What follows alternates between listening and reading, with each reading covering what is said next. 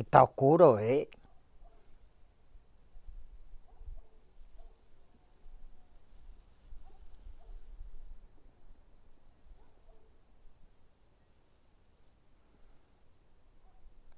Mi sombra da un cague.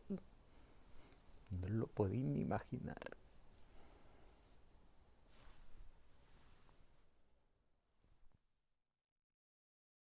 Bienvenidas, criaturas de la noche.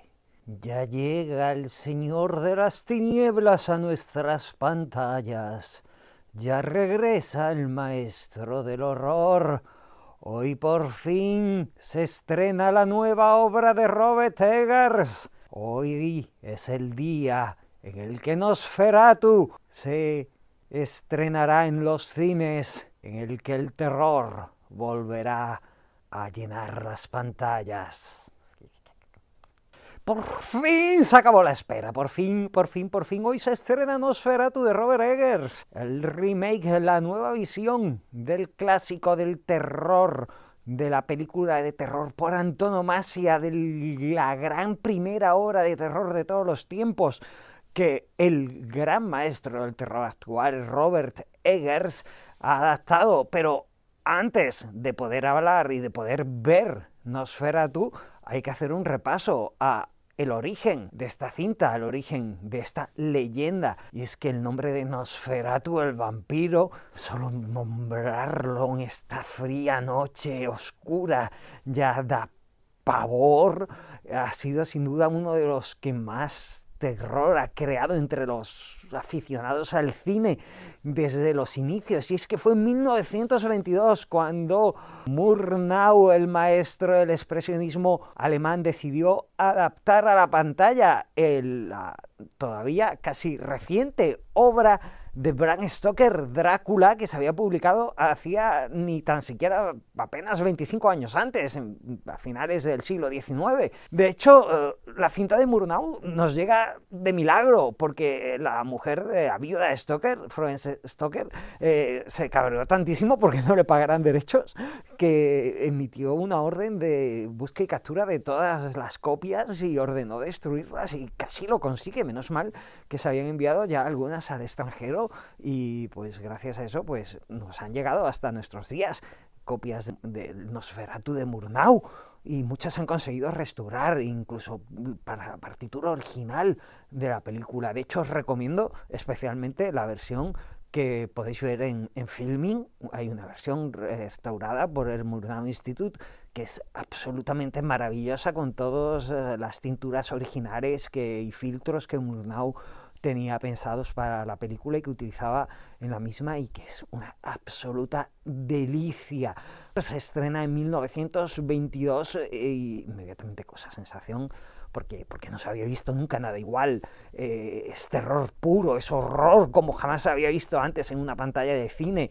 Murnau logra hacer un relato que supera con mucho el libro de Stoker. Adaptándolo, lleva la historia del Londres victoriano a la Alemania de principios de siglo, y convierte al conde Drácula de una criatura seductora en un ser de puro terror.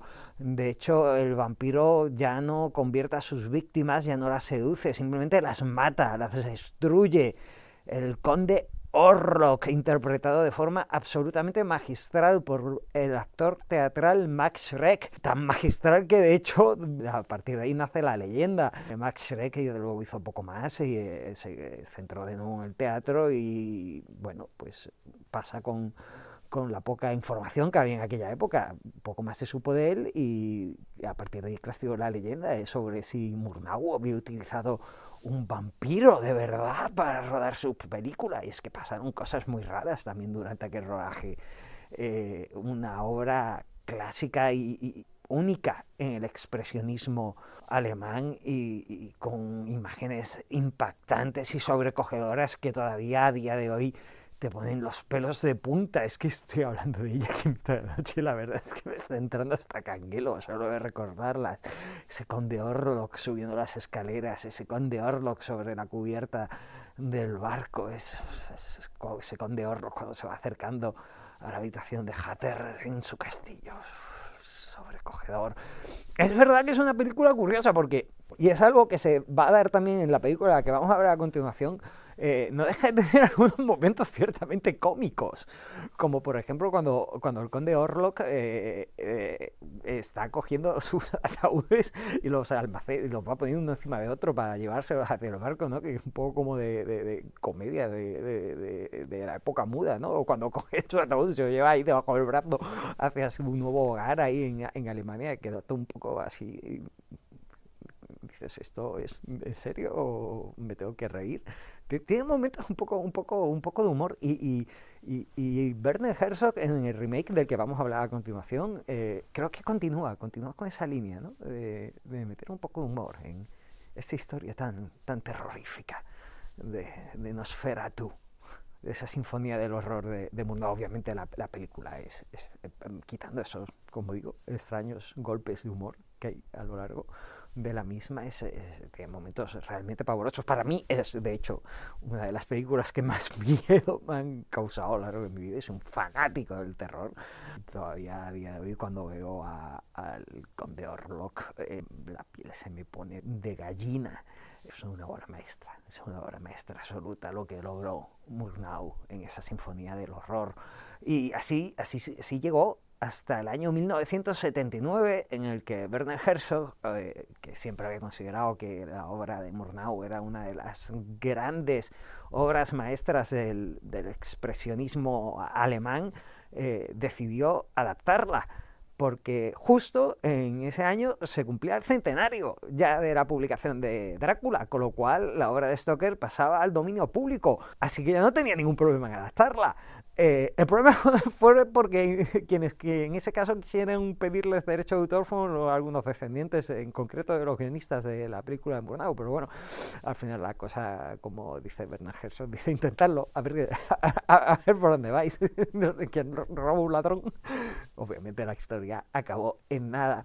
Y Werner Herzog hace Nosferatu, el vampiro de la noche, un remake realmente magnífico. O sea, lo que parecía a todas luces una idea absolutamente absurda y condenada al desastre, se convierte en una película que obviamente no supera al original, porque el original es un clásico atemporal, pero que aporta muchísimo, que tiene personalidad propia y que si no fuera por algunos pequeñas elecciones estilísticas de Herzog en la película, se estaría casi a la misma altura que la de Murnau. Sinceramente os lo digo. O sea, me parece una película excepcional y es algo que no descubrí hasta hace mucho tiempo, porque yo durante años pensé que se trataba de una obra menor, porque tuve la desgracia de ver parte de esa cosa horrenda que se llama Nosferatu en Venecia, que es una especie como de segunda parte, protagonizada también por Klaus Kinski, pero que no tiene absolutamente nada que ver con el Nosferatu de Werner Herzog, y es una absoluta mierda. Y durante años pensé que la de Werner Herzog era igual, y no tiene nada que ver. El Nosferatu de Werner Herzog se inspira tanto en la película de Murnau como en la novela de Stoker, al cual Herzog personalmente detesta y piensa que es un libro de mierda. Hombre, como siempre, Herzog contundente en sus opiniones, pero saca muchas cosas, saca cosas de la novela. Nosferatu de Murnau no aparecía, seguramente no tener problemas de copyright, decide volver a los nombres originales. El conde vuelve a llamarse Drácula en vez de Orlok, la protagonista vuelve a ser Mina Harker, su marido Jonathan Harker, sus amigos Lucy y Mina, vuelven todos esos nombres originales y, por ejemplo, cambian algunas cosas. El Nosferatu de Murnau introdujo algo que era nuevo en el mito vampírico, que era que el vampiro, hasta entonces, según la novela de Drácula y todo lo que se había visto anteriormente en el cine, era debilitado por la luz, pero la luz no era mortal para él. En la película de Murnau, la luz por primera vez pasa a ser mortal para el vampiro. Bien, pues Herzog de nuevo vuelve a la idea de Drácula. La luz debilita al vampiro, pero no lo mata. Es necesario atravesar el corazón con una estaca para acabar con la vida del vampiro. Y también hay un segundo cambio. El Nosferatu de Murnau no convierte a sus víctimas en vampiros, simplemente las mata. En cambio, el Nosferatu de Herzog sí transmite la condición vampírica a sus víctimas. Es una diferencia, en ese caso, vuelve a las raíces del Drácula de Bram Stoker. Tratan la condición del vampiro desde dos puntos de vista distintos. También hay que tener en cuenta la época. El Nosferatu de Murnau nace después de la Primera Guerra Mundial y está muy influenciado por la experiencia de las personas que la crean en la Primera Guerra Mundial. El Nosferatu de Murnau es una criatura diabólica, es una criatura que nace de la pestilencia, del desastre, de la perdición, de las ratas, de allí donde ha sucedido algo desastroso. Esa guerra que ha afectado tanto, en la que han combatido, en la que han participado Murnau, Alvin Grau, su productor y diseñador importantísimo en toda la imaginería de la película, tienen un papel muy importante dentro de la figura del vampiro, que pasa a ser un ser nacido de ese desastre que fue la guerra, ¿no? El vampiro creado como un ser demoníaco nacido del desastre y de la plaga. En este caso la plaga había sido la Primera Guerra Mundial, aquí transformada en la figura de la plaga de la peste, ¿no? Se recupera la peste como el origen, pero recuerda, es un trasunto de lo que ha sido la guerra, ¿no? En cambio, el Nosferatu de Herzog es una figura trágica, es una figura que se pregunta a sí misma si quién sufre, sus víctimas o sufre él. ¿Sufren las víctimas que mueren por la plaga también que él lleva? O él por estar condenado a vivir eternamente, y estar condenado a vivir eternamente sin amor, sin nadie que le quiera, que eso es algo muy importante. La presencia del amor y de la tristeza en el Drácula del Nosferatu de Herzog, la soledad, es algo fundamental y le da un aspecto totalmente distinto a la película. También el papel, las protagonistas femeninas cambia por completo. Mina en el Nosferatu de Herzog es una persona que empieza queriendo ser una heroína que quiere salvar a su marido, incluso a su pueblo. Está destrozado por la plaga, pero que llega a desarrollar una atracción hacia ese vampiro trágico e incluso un deseo sexual, podríamos decir. De hecho, ella en una de las escenas finales intenta evitar que nada impida que ella pueda llevar a cabo su plan final, y al más puro estilo Hammer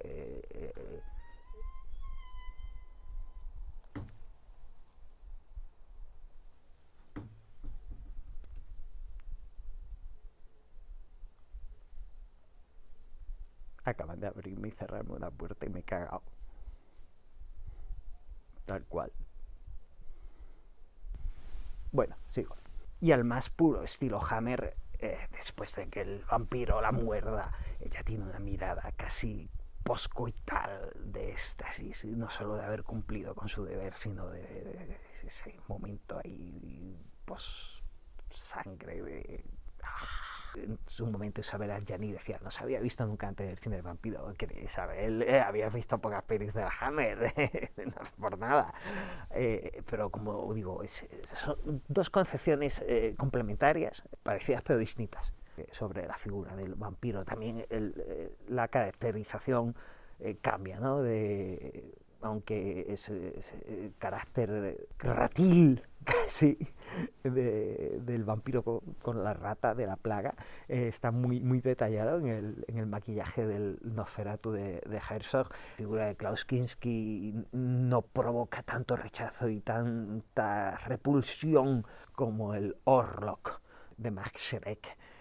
Dos películas extraordinarias, dos películas que os recomiendo. Eso sí, importante, la de Herzog es muy importante verla en alemán. Se rodaron 2 versiones, una en inglés y una en alemán. Es mucho mejor la alemana que la inglesa, así que es muy importante, por favor, si podéis, verla en alemán y intentad evitar la versión que se puede ver en plataformas ahora mismo porque está ligeramente distorsionada. Así que buscarla en DVD o en algo así o como se pueda. Pero importante, una versión no distorsionada y que sea la versión en alemán, no en inglés. Y lo próximo será el vídeo, obviamente, con mi impresión del Nosferatu de Robert Eggers. Así que nada, criaturas de la noche, portaos mal, sembrad el caos y multiplicaos. Espero a ver qué me encuentro cuando abra la puerta de la casa. A ver qué veis en el próximo vídeo. Adiós.